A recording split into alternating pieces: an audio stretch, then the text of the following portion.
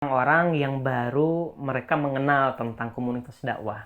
Mereka kadang-kadang ibaratkan kita harus kemana nih? Ibaratnya kan justru di Bandung sendiri komunitas dakwah itu beragam ya. Ada di sosial, kemudian ada yang benar-benar fokus di tarbiyah, kemudian ada juga betul-betul fokus di kajian dan yang lainnya. Nah, yang dipermasalahan buat kita Kang Reza, bagaimana cara Kang Reza sendiri untuk memotivasi komunitas yang lain bahwa jangan lupa bagi teman-teman study bersama untuk like, comment, share dan subscribe channel ini sehingga channel ini menjadi channel yang bermanfaat untuk kita semuanya. Komunitas mungkin memang harus building, memang harus sibuk dengan ininya sendiri-sendiri. Terus yang fase kedua, mereka sudah mulai saling Melengkapi. melengkapi atau sih, tapi memang masih belum intens atau ada apa gitu ya. Kita yang generasi ketiga ini alhamdulillah sudah, karena sering silaturahmi, sering ini ada program sinergis gitu, kita saling menginspirasi, kita saling sharing resource, entah itu mulai dari ustadznya, entah itu dari masjidnya, entah misalnya alat gitu ya, atau misalnya sekedar wah bantuin posternya misalnya kan. Ternyata misalnya kan sindak waktu kadang-kadang ada yang biasa bikin posternya ternyata sakit, oh ya siapa, karena kita dulu karena sama-sama Islam ya yuk bantu, karena ada komunikasi yang terjalin gitu. Memang kalau awal-awal memang kita akui kita memang sedang sibuk masing-masing, tapi makin di sini alhamdulillah. Dan tidak hanya sekedar ya, karena kita makin menyadari, semakin gelombang hijau ini terus, saya semakin menyadari ada tarbiyah, karena waktu itu juga kita jangan sampai tidak ada tarbiyah. Karena waktu itu kesalahan sebelumnya kita komunitas budak gitu, waktunya kajian juga nggak sempat juga untuk mendengar kajian karena ngurus segala macam, tarbiyah juga nggak ada. Akhirnya secara ruhiyah juga kita mungkin banyak komunitas ada yang akhirnya friksi bubar, ada apa ya, belum tarbiyah lah intinya, belum di hawa nafsu itu, taskin nafsunya itu belum ada murabinya, belum ada asatisnya yang bisa dari kitanya. Akhirnya setelah diumumkan harus ada tarbiyah, alhamdulillah gitu, alhamdulillah perubahan perilaku, perubahan pola kerjasama dan segala macam, dan saling memaklumi kekurangan masing-masing, saling mengapresiasi kelebihan masing-masing, dan bukan adu, kalau bahasa Sundanya itu bukan adu gelis, bukan adu cantik, tapi adu manis. Jadi sering mengisi kita tahun, karena kita juga sudah capek lah namanya dengan apa bedanya sih kita dengan misalnya sin-sin lain gitu, komunitas-komunitas lain di luar komunitas dakwah yang mereka sampai berantem, sampai gontok-gontokan, sampai perang di media sosial segala macam. Loh kan kita Islam, yang membedakan kita ini tuh adalah akhlak dan adab seorang muslim. Dan kita bersaudara mau dari jauh di mana aja, masa sih gitu. Lebih ke situ sih. Masya Allah nih, pengalaman yang begitu menarik ya, karena tahun 2015 sampai sekarang 5 tahun ya Kang Reza ya. Lebih ya. Masya Allah, hampir setengah dekade ya. Artinya seperti ini, mungkin yang terjadi kan, anggap seperti ini, bahwasannya orang-orang yang baru mereka mengenal tentang komunitas dakwah. Mereka kadang-kadang ibaratkan kita harus kemana nih? Ibaratnya kan justru di Bandung sendiri komunitas dakwah itu beragam ya. Ada di sosial, kemudian ada yang benar-benar fokus di tarbiyah, kemudian ada juga betul-betul fokus di kajian dan yang lainnya. Nah, yang dipermasalahan buat kita Kang Reza, bagaimana cara Kang Reza sendiri untuk memotivasi komunitas yang lain bahwasannya komunitas sekarang itu sudah banyak. Bahkan hampir di setiap masjid ada komunitasnya. Bahkan bukan hanya di komunitas setiap masjid, bahkan mungkin dalam satu masjid pun bisa menjadi berbagai macam komunitas ya. Artinya dari sana. Bagaimana nih yang mungkin saya hanya melihat sedikit bahwasanya mereka ingin muncul karena ego keakuannya. Artinya ego keakuan itu, yang penting komunitas saya harus terpampang paling depan. Yang penting komunitas saya harus benar-benar nampak di flyernya atau yang lain. Ini adalah acara komunitas kami. Gimana itu semuanya sehingga sebenarnya sampai selaras komunitas yang benar-benar saling ta'awun 'alal birri wat taqwa wala ta'awun 'alal ismi wal udwan, yang tadi saling membantu dalam kebaikan dan ketakwaan. Bagaimana nih kata Kang Reza nih? Nah, gini ya, alhamdulillah waktu itu kita belajar evaluasi. Walaupun mungkin tidak seperti evaluasi perusahaan lah ya. Cuman memang tandanya kekerasan itu karena ada tandanya iman, kata hadis ya. memang kalau sekarang dilihat, misalnya kalau misalnya di kajian poster-poster kajian Bandung itu banyak sekarang logo-logo bertebaran. Nah, itu sebenarnya upaya itu dimulai dari tahun 2016 2017 lah puncaknya waktu itu. Jadi sudah mulai ada salah satu komunitas yang bisa buka diri. Mereka kebetulan banyak juga masjidnya, banyak jaringan. Ayolah sok logo. Biasanya kan ada orang, wah saya nggak mau, ini mah logo saya sendiri, mau yang lain nggak mesti masuk, apa sih gitu ya. Kita bikin movement itu waktu itu babarangan. Akhirnya itu jadi ini juga buat yang lain. Dan adapun misalnya komunitas itu kita cuma tahu 1-2 orang aja, tapi emang yang incas. Tapi kan mereka juga merasa diangkat kalau bahasa Sundanya kan, wah oh ini ya.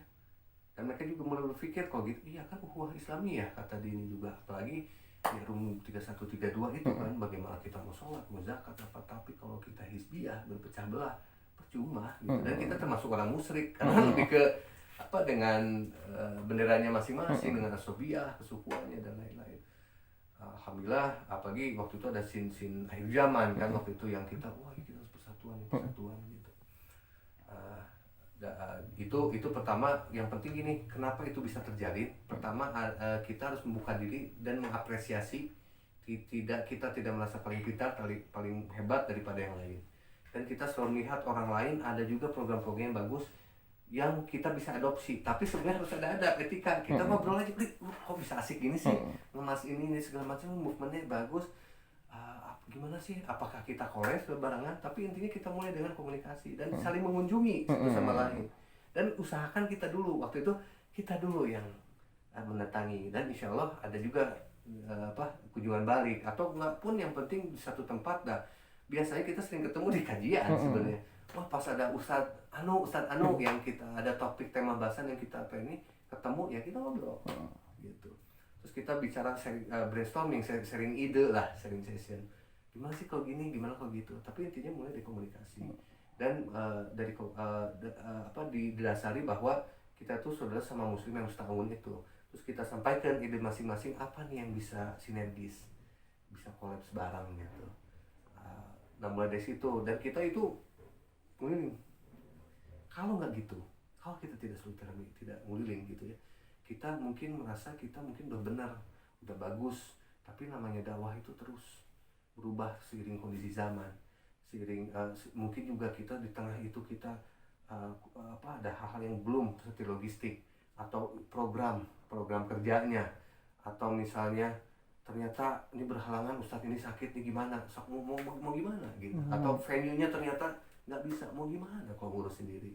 Kalau kita punya saudara yang lain, kita bisa saling gitu. Jadi yang penting kita tuh harus selalu belajar dari yang lain, karena sesungguhnya semua juga kita bisa begini karena Allah semata, karena mungkin sebisa mungkin kita menjaga niat gitu. Jadi Allah yang ngasih jalan, bukan kita yang hebat gitu. Tapi kalau insya Allah lah, dan apalagi kan kita semua yakin bahwa ada tangan Allah dalam jamaah. Kalau kita bersatu, kalau kitanya bencar belah, ya Allahnya benar, kumaha gitu. Gitu sih sebenarnya. Masya Allah, ini menarik juga ya, Masya Allah, Kang Reza.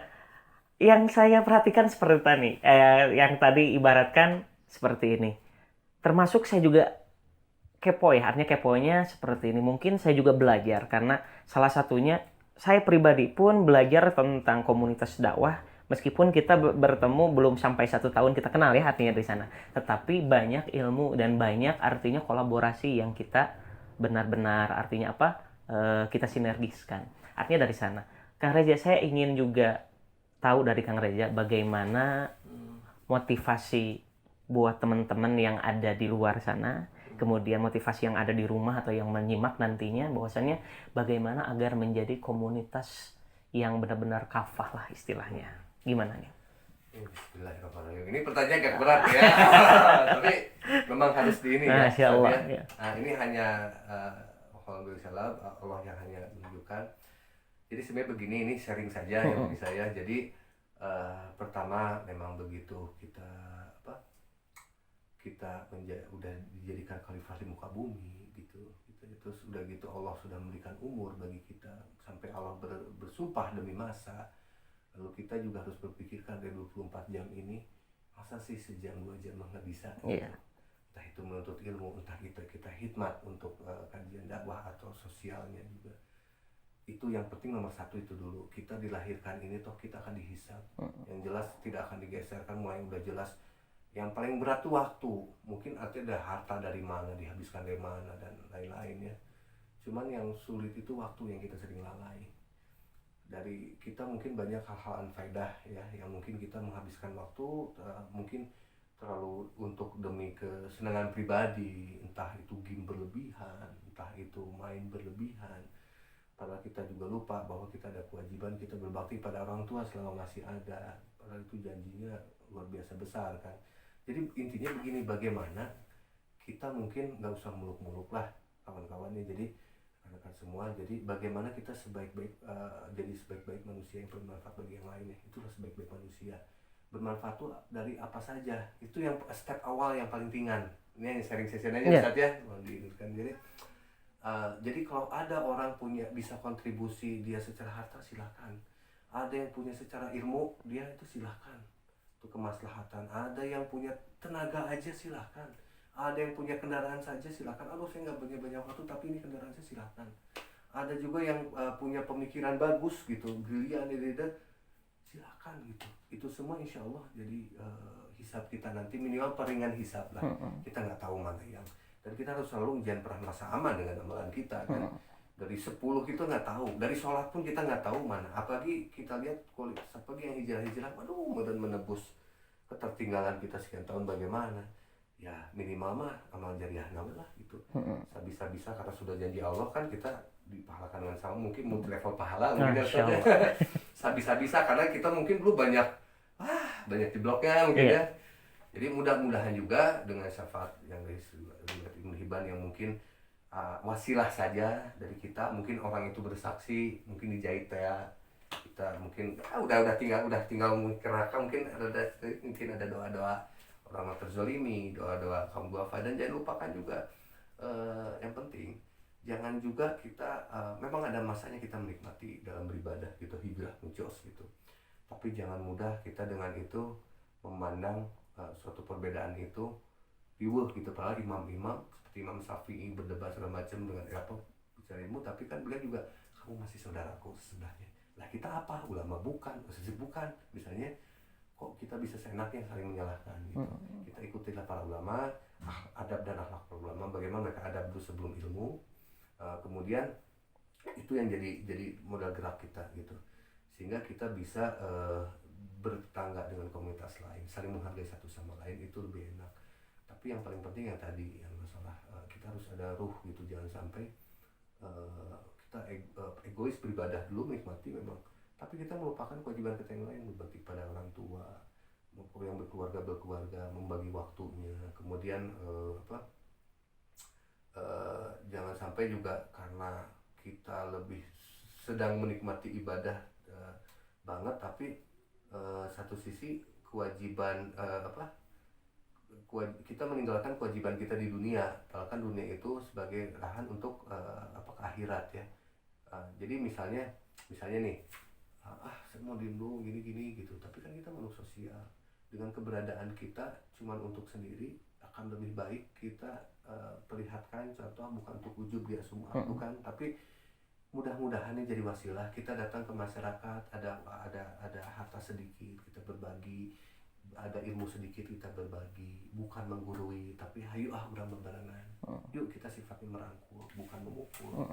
Terus kita mengajak, bukan mengejek. Itu kan quotes yang sudah sering ini ya. Nah, mulai dari situ, kita mulai dari ini, dan kita jangan pernah merasa kita udah aman. Kita harus selalu belajar sama Ustadz apa yang mungkin menurut kita benar.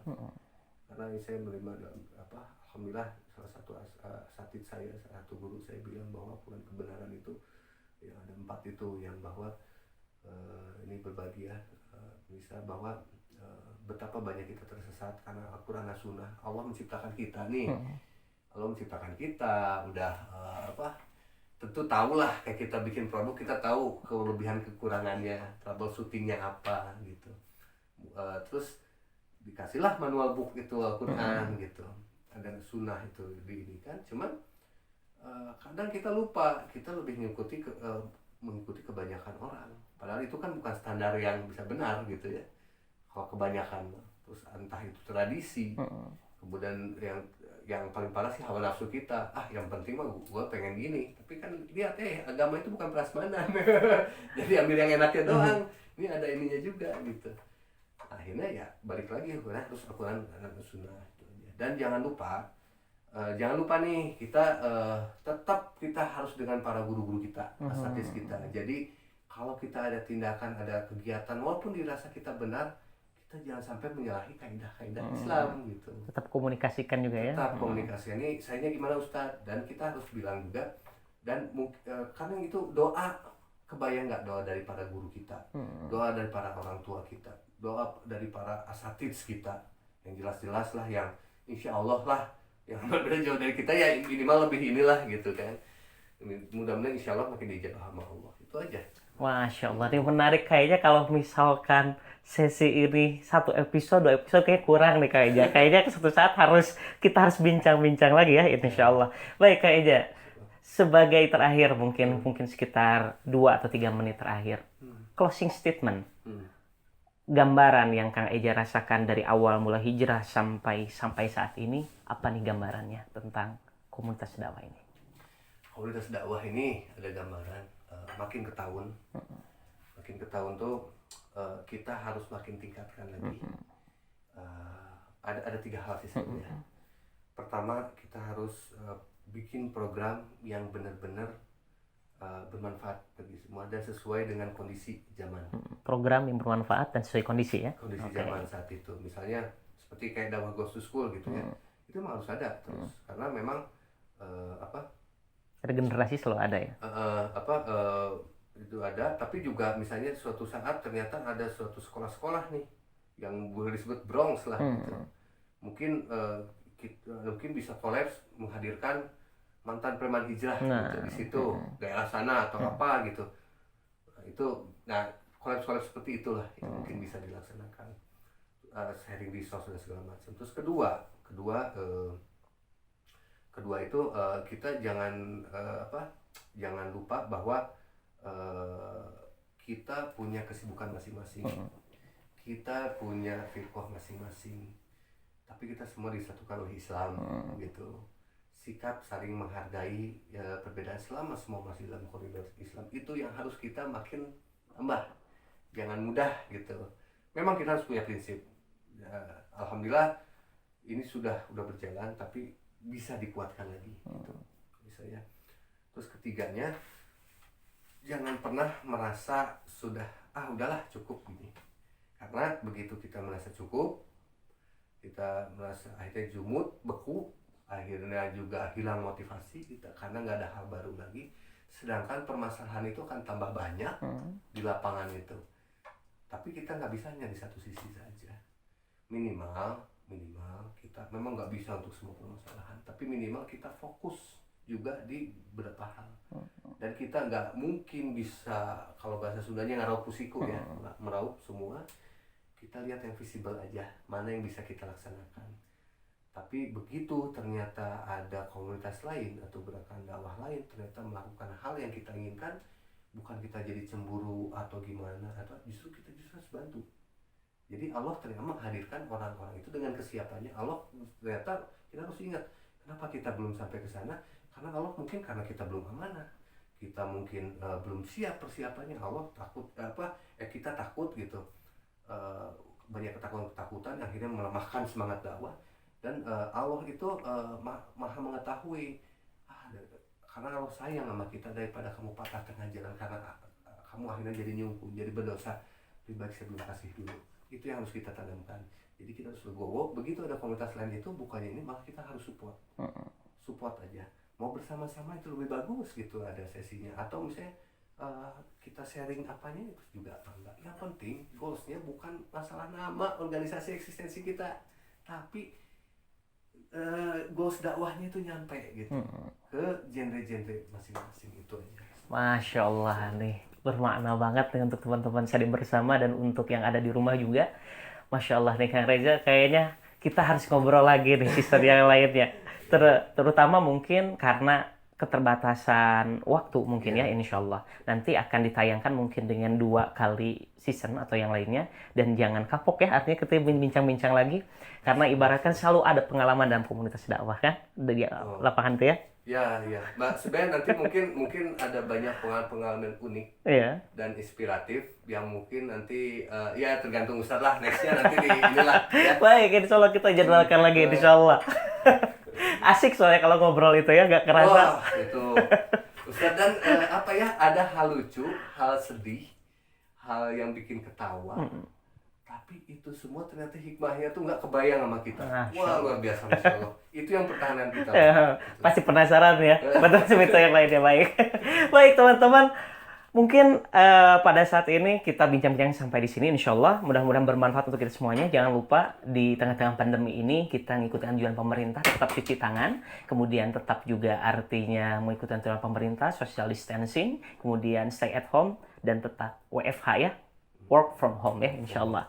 Sebelum kita akhiri, kita tutup dan doa kafaratul majlis bersama-sama. Subhanaka Allahumma wa bihamdika asyhadu an la ilaha illa anta astaghfiruka wa atubu ilaika. Saya Felian dan teman saya Reza. Assalamualaikum warahmatullahi wabarakatuh.